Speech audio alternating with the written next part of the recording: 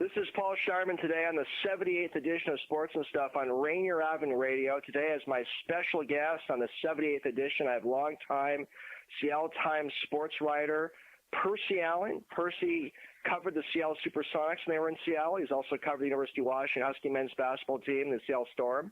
I believe Percy's doing some general news reporting as well. Is that right, Percy? I am doing, I moved over about 6 weeks ago, and I moved out of sports and just writing about the coronavirus and the protests that are happening around Seattle and around the nation. Well, a little update there on your new duties at the Seattle Times. But let me go a little further with this interview in a minute. I want to recognize my engineer today, Lucius Tenebris. We have a lot of good things going on at Rainier Avenue Radio. We're on the World Wide Web. We have sports shows, lifestyle shows, political shows, the whole gamut. And let me mention a little connection, Percy, that you and I have to Lucius. Lucius attended CADMA, the Creative Arts Digital Media Academy, and you and I both at one time taught Lucius a separate course. I did one on student media rights, and you taught Lucius a course as well many years ago. How's that connection? Holy smokes, that's a small world, right? I mean, that's just Seattle for you right there. That if you're I found that if you're around Seattle long enough, it's not 6 degrees of separation. It's like 2 degrees of separation, right? You can connect the dots very quickly. There's a lot of truth to that. I've heard Seattle described before as a small, big city, but there's a lot of truth to that. Well, my Sports and Stuff show has been around now for nearly 3 years, having a lot of fun. I practice law with my full-time job, and with my radio show, I record about 2 shows a month, and most of my interviews are on my website. A bunch are on Mixcloud, and the Rainier Avenue Radio website is continuing to be updated. Let me go back to you, Percy, for a minute. As I mentioned before, Percy Allen has been a longtime sports reporter. He's now, as he mentioned a minute ago, working in the news department. Percy, I believe, is an Ohio native. He grew up, I believe, in the Cleveland area. He's a graduate of Kent State University in Ohio. Percy, back in the 2006-07-08 days, was a real go-to source on Seattle Supersonics issues, everything involving the Sonics. What was going on in the court, the relocation battle. Percy was someone the media went to a lot for information. And Percy also appeared in the Sonicsgate movie. Any other movies you've appeared in, Percy? Not that I know of. And unless we're talking about homemade movies, but no, that's the only one that made it to wide release. Gotcha. I had a small role in that as well. I was asked to comment on a couple of the legalities, and I have not been in any other movies as well. But I was certainly no prominent person in that. But it was fun to see you in there, and I remember that we both had that connection as well. Well, Percy, I really appreciate you coming on Sports and Stuff on Rainier Avenue Radio. Yes, thanks for having me. Let's do this. Absolutely. Percy, I asked this same question to a few of your colleagues. Dave Crosby answered Floyd Merriweather. Dave Sims, the Mariners' voice, answered Sandy Koufax. Softy Mahler answered Tiger Woods. Ian Furness recently said he would like to have a more extensive conversation with Russell Wilson, who is a living sports figure that you would like to interview that you've never interviewed. Oh, that's a good one. Living that I've never interviewed. That's a good one. I'll have to think about that for a little bit. And I know we don't have a lot of time. I gave you a few hints of what the other guys said. Yeah. All right. I'm just fascinating. Who am I fascinated by? God, you do so much in this business. Does it have to be an athlete, or can it be a coach? It could be somebody outside of, like, an athlete, like a general manager or an owner or a labor leader, just someone in the sports world you've never interviewed you'd love to chat with. Yeah. I would say, I guess I would say Tiger Woods. Tiger Woods or Mike Tyson. Mike Tyson? Wow. Yeah, Mike he'd be Tyson. interesting. Actually, more Mike Tyson, because I've never had a chance to really talk to him, and I've always been fascinated by him. But in my lifetime, and, I don't know where this interview will go, but in my lifetime, there's only been a handful of folks who have really just been so captivating and so move not only their sport but just the general psyche. And I would say for me, and I'm 51, it's been Michael Jordan, Tiger Woods, and Mike Tyson. Now, I would include Ali in that, but, I was a kid when Ali was doing this thing, right? I was like 6, 8 years old, and it didn't hit me quite like those other three guys hit me. Like those other three guys were right in my wheelhouse. And I've spoken to Michael Jordan several times, and I've never spoken to Tiger Woods, but Mike Tyson would be one that I would say. No doubt he would not be a boring guy to chat with, Mike Tyson. No doubt about it. All right, Percy, you're covering more news now, so I think this question is probably even more relevant. That you're not just a sports reporter, you're a news reporter as well. Well, sports reporters do news as well, but you know what I mean. Who is a deceased person in history that you would have liked to have interviewed that you never obviously had a chance to interview? Mention one person in history you would have loved to have chatted with. Well, and I think I mentioned him earlier, but it would be Ali. It would, so it's a fascinating question in the sense, but, when would you want to interview them too, right? It's like, sure. When would you want to talk to Ali? And, I would almost like to talk to him as he was making the climb. Because it's one thing, when you're older and you have knowledge and you have wisdom and experience, but, when you're young too, you don't really necessarily have all of the answers. And so that young Ali who, maybe made some mistakes and, pissed people off, that way, it is interesting to kind of see that how, when people get older, they become more beloved and respected. But, folks tend to forget that Ali in his youth was not a popular figure. A lot of people did not like him. Same goes with Martin Luther King, right? A lot of people did not like these people that we now revere.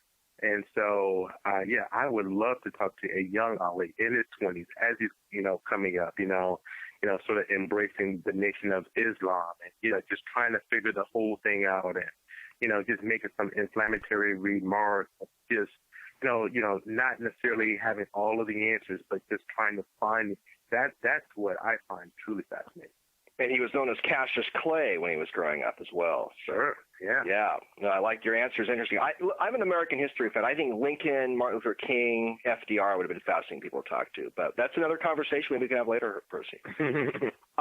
Percy, you grew up, this is Paul Schneiderman of Sports and Stuff on Rainier Avenue Radio with Seattle Times reporter Percy Allen. Percy, you grew up in the Cleveland area.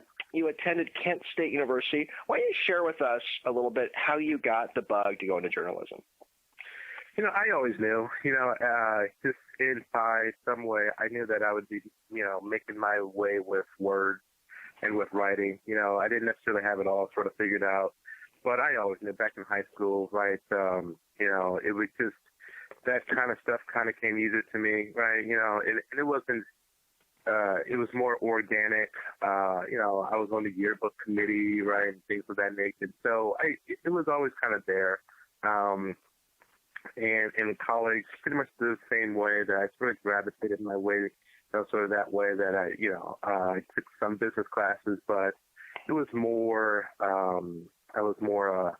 what did I start? I was a political science major. Well, I'm sorry, I started taking political science classes, and then by the time my junior, sophomore year, it's more journalism classes. I thought early on, I thought I would be an English teacher and maybe coach some football, like some coach high school football. So that was kind of my sort of dream early on, or, that and to be a NFL player, right? And so when the NFL route didn't sort of pan out, then I thought I'd be an English teacher, and then sort of found my way here. So it was always going to be that way for me. And how I happened to get to Seattle was just happenstance and just luck and following a girl and things of that nature, right? But I kind of always knew that I would be making my way, talking to people and telling their stories. And you like current events a lot, don't you, Percy? You know, kind of like yourself. I've always been a fan of history. You know, so like I've sometimes been accused of sort of, living in the past too much and sort of dwelling on the past because, I've just kind of been fascinated by, the history of this country and just the formation of this country that way. But yes, to answer your question, yeah. I like to live in the moment as well and to just sort of chronicle that, I do take it very seriously that like journalism is like the first pages of history. I truly believe and that like in that moment, you may not have it totally correct, but you try to do the best you can in that moment, and then you get better, and then like history will judge. All right, so this is what those events reflect. But yeah, so it's hard not to kind of do this job and not be fascinated about your surroundings and what's going on. No doubt about it. No doubt about it. Paul Scheimer again on Sports and Stuff on Rainer Avaretti with Percy Allen. Percy, you covered the Seattle Storm, I believe, for a couple of years. Do I have that right? Yeah, and I think I still cover them. And it says even though I moved over to news side, but before I made the jump, I was covering the Storm, and yeah, I find them to be fascinating as well. Sure. And the Storm, the proposal right now is for the WNBA to have a 22 regular season from late July to early October at a single-site facility in Florida, the IMG facility.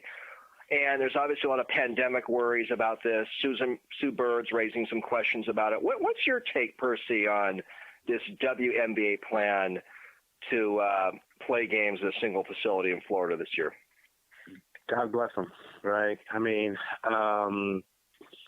look, I find all of it to be very ambitious and fascinating in a sense. I know that I've thrown that word out a few times, but it's just not the WNBA, but it's Major League Baseball, it's the NFL, it's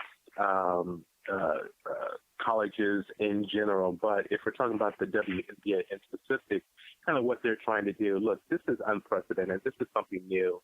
And so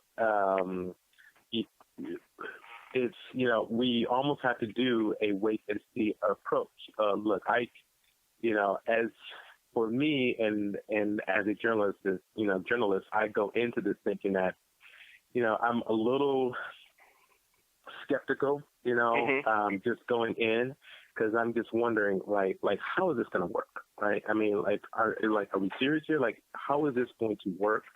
But I'm also just as a voyeur, just just really curious, about all of it, because we've never seen anything like this, Paul, right? I mean, we are breaking new ground. We are making history, and as we go, and a little bit feels like a lot of these folks are making it up as they go. But what else are they going to do? So I'm not going to be so critical of people trying to do something, right? And so I'm not just going to be on the sidelines trying to poke shots at everything. That's not my job. What I'm just going to try to do is just to take it all in, and then for like people who are interested in these topics to like give them as much as they can as I see it. But I just think it's really ambitious. A part of me feels as if, people in sports whose job it is to monetize sports entertainment are now getting into a medical field, right? Like, okay, that's going to work.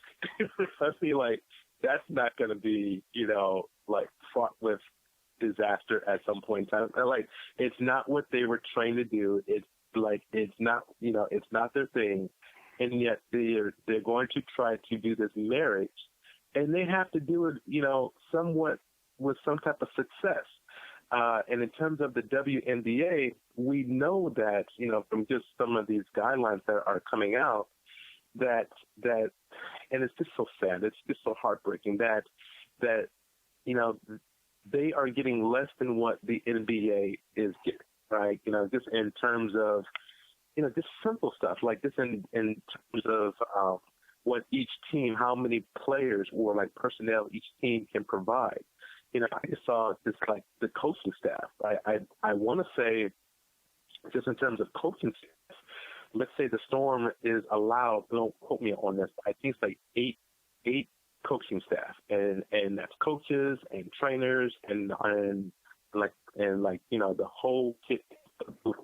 As in terms of the Oklahoma City Thunder, they are allowed 27, I believe that's accurate. And so, that's just not, there's no equity in that type of a situation. And, kind of a no-win for the pro leagues, isn't it, Percy? But and then if you're players, it's almost no win for them as well, right? Right. And it's just fascinating. Do they go? Do they not go? And I think you have to respect everybody's decision. I was listening to Renee Montgomery. She's a basketball player. I want to say for the Atlanta Dream. And so like she's choosing not to go to like focus on just the protest and like what she can do for her country. And that's got to be okay. And we have to be able to support her and to be okay with that. And if somebody says, I don't want to go because I just don't think it's safe, that's got to be okay too. And I don't think they should be vilified for that. Like, right. I mean, like, and then you've got to push that to the NBA players and the NFL players that like, if a Russell Wilson says, you know what, I don't want to play. I'm sorry, guys. I just don't think it's safe. He would be vilified for that. But yet we should think about that, like, and say, well, you know what? If he doesn't want to play, that's his right. I mean, like it's like he doesn't have to entertain us. Like he chooses to do that. He chooses to play, and if he doesn't want to play, we got to be okay with that. I'll tell you, Percy, beyond the sports world, there's a lot of legal issues coming up right now with people who are not comfortable working due to COVID-19. So this is going to be an ongoing issue in the months, I believe, to come. Paul Schneider again on Sports and Stuff on Rainier Ave Radio at Percy Allen. Percy, you've written about it.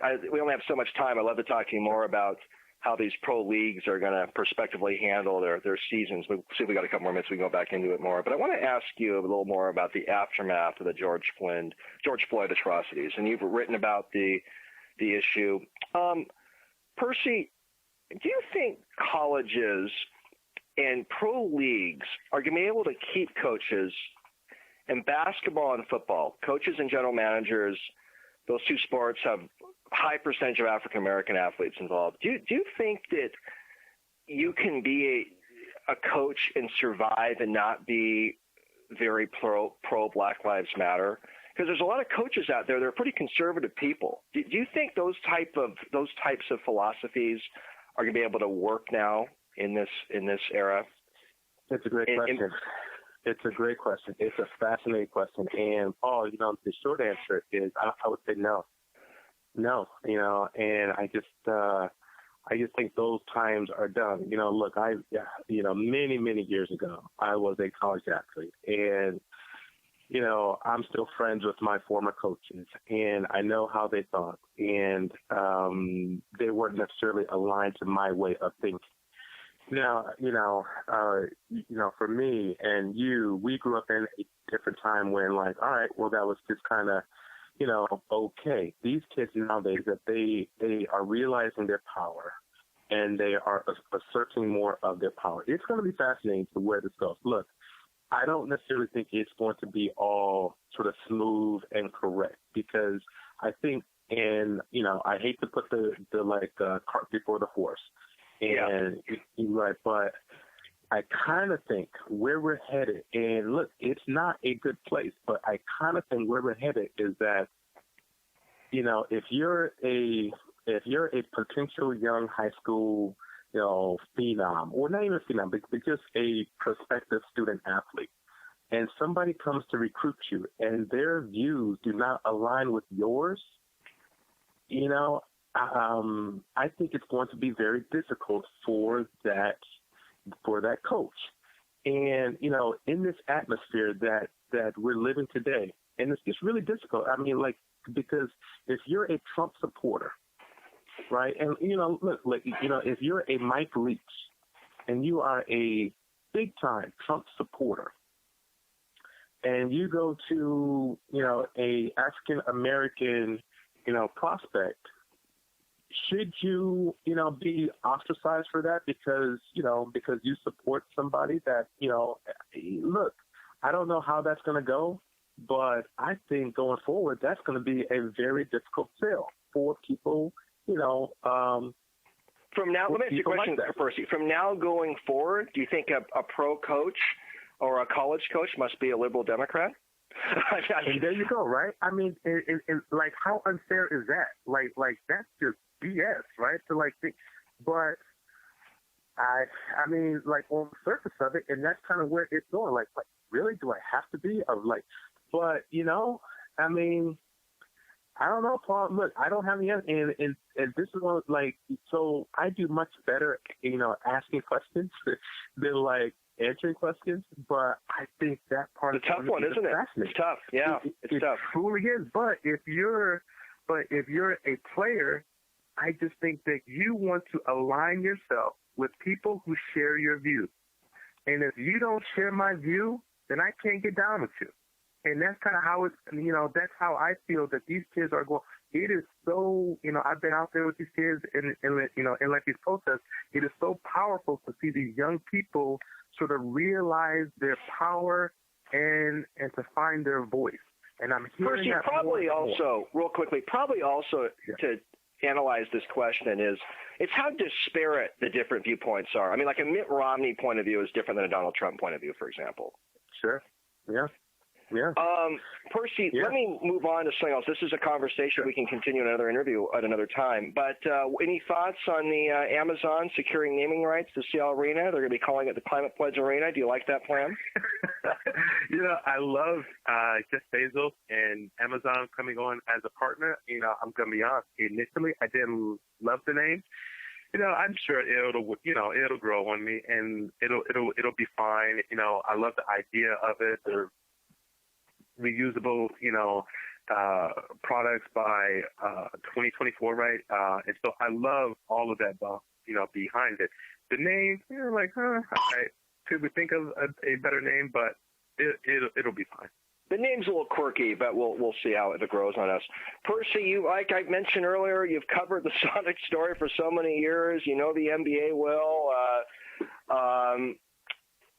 Do you have any secrets you can share or any insights on the possibility of the NBA come back to Seattle in the 2020s? Here we go. It's going to be tough. I think it's going to be a tough sell, and we've talked about this off of the air a few times. Let's take a look at this next round of collective bargaining that's, some time off. But right now, I just don't see anyone in the position to move. I don't think expansion is in the works, especially now after the pandemic. I certainly think expansion is off of the table. And so, but if there's a team that was hit so hard to where they can't make money in their market and they're looking to move, well, hey, look, there's a beautiful arena that's about to open in Seattle, and there's a fan base that is clamoring for a team. So that is all in play. But are you optimistic the NBA will come back to Seattle this decade? This decade? No, I am not. You're not. Oh gosh, that's unfortunate. I asked that question to some other guests, Percy. They're more optimistic, but you know what you're talking about. So that's. Yeah, I don't know. I'm just not this decade. And that's and look, that's only, we're only talking like what 10 years, right? And so, but no, I don't think it's going to happen this decade. Percy, we got a couple minutes left. Paul Schneiderman, the sports and stuff on Rainier Avenue Radio with the great Seattle Times columnist, writer Percy Allen. Percy, you attended Kent State University. It's a good state school with a lot of campuses around Ohio, and I think there's a few others around the country as well.